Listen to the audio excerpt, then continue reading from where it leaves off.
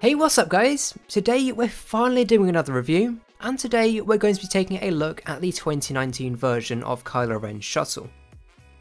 The set number for this is 75256, and it's priced at $130 or £100. Before we take a look at the build, let's have a look at the 6 minifigs included.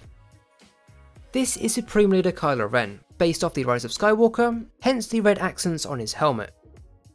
He has the mesh style printing on his torso, which leads into his legs.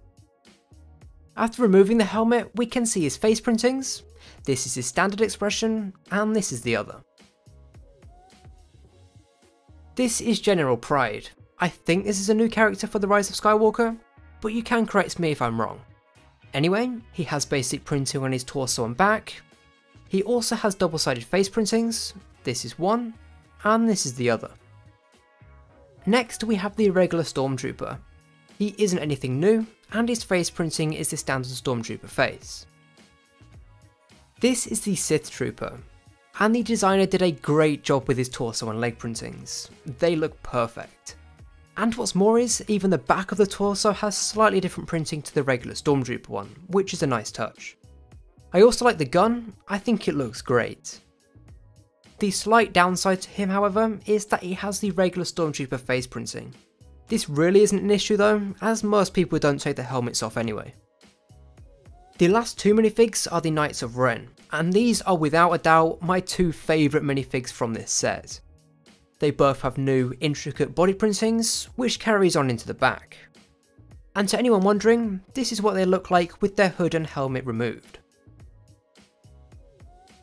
The build requires around 1,000 pieces to put together, and was an easy, enjoyable build, despite the repetition of the wings.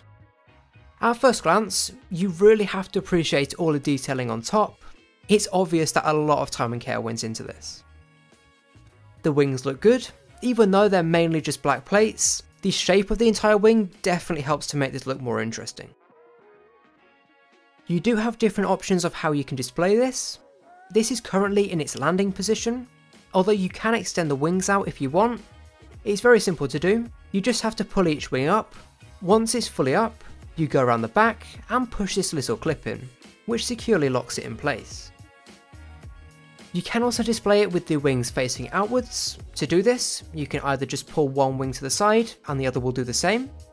You can twist the booster at the back, or you can just pick the build up and they'll automatically expand, which is a very nice touch.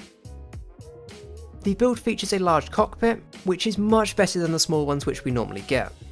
You can also fit 3 minifigs inside.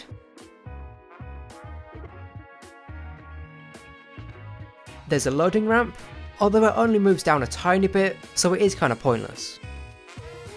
I really do appreciate that most, if not all, the Technic pins have been hidden from the outside, and they've stuck to their black, grey and red colour scheme. Although it would have been perfect if they'd used red spring-loaded shooters, purely because they wouldn't stand out as much. I would have preferred this, even if it isn't movie accurate.